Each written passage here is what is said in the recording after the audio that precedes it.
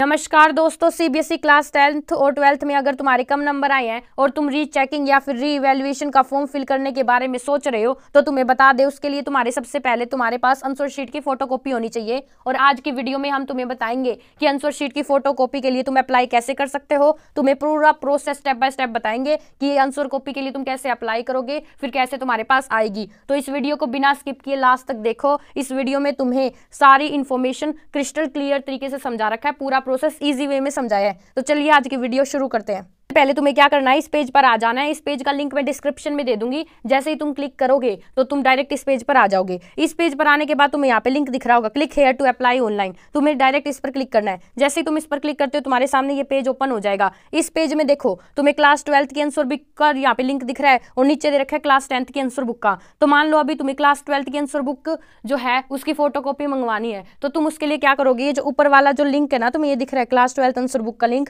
तुम्हें इस पर क्लिक करना है। जैसे ही तुम क्लिक करते हो तुम्हारे सामने पेज ओपन हो जाता है। इस पेज में तुम्हें सबसे पहले रोल नंबर डालना है। रोल नंबर मिलेगा तुम्हें तुम्हारे एडमिट कार्ड में। अपना एडमिट कार्ड ले लो और साइड में रख लो। जो जो चीजें मांगी गई वो डालते रहो। पहले रोल नंबर, दूसरा तुम्हें अपना स्कूल नंबर डालना है। अब जो तुम्हारा स्कूल नंबर तुम यहाँ पे डाल देना। एक बात और बता दूं, अगर कोई प्राइवेट स्टूडेंट का मतलब है जिसने ओपन से ले रखा था, तो उसको ना 9 बार नो डालना है। ऐसे 9 बार नो उसको डाल देना यहाँ पे दूसरे में। और अगर कोई रेगुलर स्टूडेंट है तो उसको अपना एडमिट कार्ड में से स्कूल नंबर डालना है। तीसरी चीज यहाँ पे तुम्हें अपना सेंटर नंबर डालना है। उसके बाद तुम्हें लास्ट में डालना है एडमिट कार्ड की जो आईडी है, ये भी तुम्हें तुम्हारे एडमिट कार्ड में ही मिलेगी। लास्ट में ये सारी चीजें डालने के बाद तुम प्रोसीड पर क्लिक कर देना।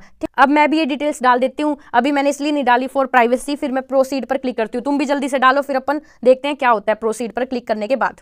दोस्तों इसके बाद आपके सामने ये पेज ओपन होगा। इस पेज में क्या होगा, जो भी आपने स्ट्रीम ले रखी है आपके वो यहाँ पे सब्जेक्ट्स आ जाएंगे। जैसे मैंने जिस बच्चे का ले रखा है उसके ये स्ट्रीम्स आ गई हैं। उसने कॉमर्स सब्जेक्ट ले रखा था तो उसके आगे इंग्लिश, इकोनॉमिक्स, ठीक है, हिंदी, म्यूजिक ले रखा था, बिजनेस स्टडी और अकाउंटेंसी। तो तुम्हारे ऐसे सब्जेक्ट आ जाएंगे। जैसे कि तुमने मेडिकल ले रखी होगी तो तुम्हारी बायो, केमिस्ट्री, फिजिक्स ऐसे आ जाएंगे। अगर तुमने नॉन मेडिकल ले रखी होगी तो तुम्हारी नॉन मेडिकल के सब्जेक्ट आ जाएंगे, मैथ, केमिस्ट्री, फिजिक्स। अगर तुमने कॉमर्स ले रखी होगी तो ऐसे सब्जेक्ट्स आएंगे। अगर तुमने कोई और ले रखा है, आर्ट्स ले रखी है तो उसके अकॉर्डिंग आ जाएंगे। जैसे ही आते हैं तुम्हें क्या करना है, देखो तुम्हें इसके आगे ना ये यहाँ पे बॉक्स दिख रहे हैं। तुम्हें जिस जिसकी फोटो कॉपी चाहिए आंसर बुक की, तुम्हें उस पर क्लिक करना है। फॉर एग्जांपल मुझे इस इंग्लिश की चाहिए। अगर मुझे इंग्लिश की चाहिए होगी तो इंग्लिश वाले पर मैं ऐसे टिक कर दूंगी। अब तुम्हें हर एक सब्जेक्ट के लिए अलग अलग फॉर्म फिल नहीं करना, इसी फॉर्म में तुम्हें कर देना। मान लो तुम्हें ना इन 5 की चाहिए तो तुम 5 पर ऐसे क्लिक कर देना, ठीक है। तो तुम्हें जिन जिन की चाहिए तुम उन पर क्लिक कर देना। जैसे ही तुम ये वाला काम करोगे इसके बाद देखो इसके जाना नीचे तुम्हें यहाँ पे दिख रहा होगा कैंडिडेट एड्रेस। सबसे पहले तुम्हें यहाँ पे 3 एड्रेस के ऑप्शन मिल रहे हैं, तो तुम अपना एड्रेस डाल देना, 3 डाल देना, ठीक है जी। उसके बाद तुम अपना यहाँ पे पिन डाल देना। यहाँ पर डालना तुम अपना मोबाइल नंबर और लास्ट में डालना अपना ईमेल आईडी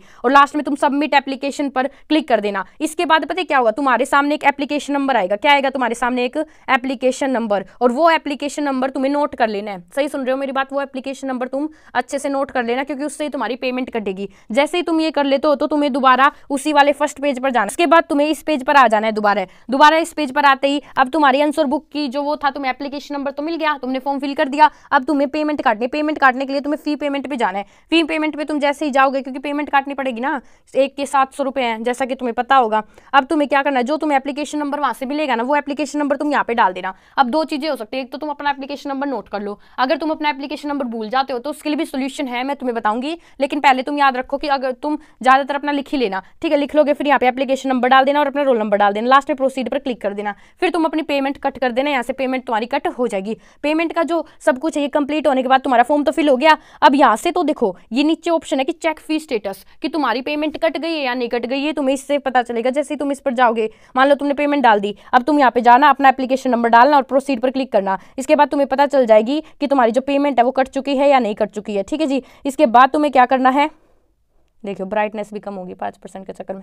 इसके बाद तुम्हें क्या करना है, तुम्हें यहाँ पे एप्लीकेशन स्टेटस पे जाना है आंसर बुक की, ठीक है। यहाँ पे जैसे ही तुम जाओगे तुम्हें यहाँ पे अपना एप्लीकेशन नंबर डालना है, रोल नंबर डालना और एडमिट कार्ड आईडी डालनी है, प्रोसीड। एप्लीकेशन स्टेटस का मतलब होता है कि तुम्हारी आंसर बुक तुम्हें कब तक मिल जाएगी, तुम्हें पूरा यहाँ पर स्टेटस दिखाया जाएगा। मैं ना तुम्हें एक जरूरी बात बता दूं, अगर तुम अपना एप्लीकेशन नंबर भूल जाते हो तो तुम्हें क्या करना है, तो देखो यहाँ पे तुम्हें ना यहाँ पे दिख रहा होगा फॉरगॉट एप्लीकेशन नंबर। अगर तुम अपना एप्लीकेशन नंबर भूल जाते हो बाई चांस, तो तुम इस पर क्लिक करना। यहाँ पर जो जो डिटेल्स मांगी गई तुम डाल देना। जैसे क्लास 10th में या 12th में तो वो डालना, रोल नंबर डालना, स्कूल नंबर डालना, सेंटर का नंबर और एडमिट कार्ड। लास्ट में प्रोसीड पर क्लिक कर देना। जैसे तुम क्लिक करोगे तुम्हारा एप्लीकेशन नंबर आ जाएगा और एप्लीकेशन नंबर से ही फिर तुम पेमेंट कर सकते हो, अपना फीस स्टेटस देख सकते हो और अपना जो क्या था अपना जो स्टेटस है आंसर बुक का वो चीज़ें तुम देख सकते हो। इसके बाद यहाँ पे तुम्हें देखो वेरिफिकेशन और रीवैल्यूएशन के लिए भी अप्लाई करने के लिए दे रखा है, लेकिन अभी तो तुम्हें सिर्फ आंसर कॉपी लेनी होगी, ये तुम्हारे बाद में ओपन होंगे। जैसे मान लो मैं इस पर क्लिक करती हूँ तो अभी ये क्या कह रहा है, अभी ये कह रहा है कि अभी टाइम लगेगा इसको यहाँ पे ओपन होने में, क्योंकि पहला है ना, अब की बार सीबीएसई ने कहा कि पहले तुम्हें आंसर कॉपी लेनी है, उसके बाद तुम रीचेकिंग रीवैल्यूएशन का फॉर्म फिल कर सकते हो। तो इन्होंने डेट मेंशन की है,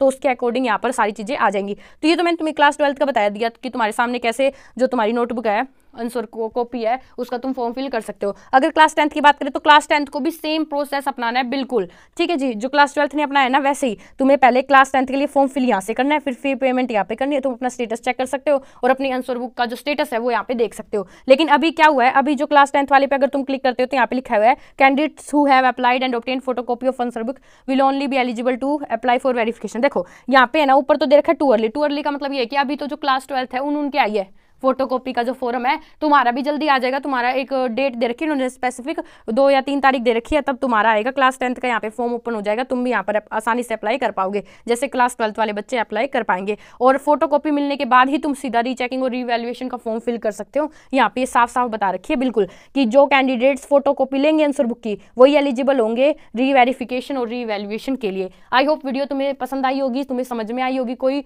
अगर तुम्हारा डाउट रहा है तो तुम कमेंट में जरूर बताओ, हम तुम्हें रिप्लाई करने की कोशिश करेंगे। वीडियो अच्छी लगी तो वीडियो को लाइक करो और चैनल को सब्सक्राइब करो।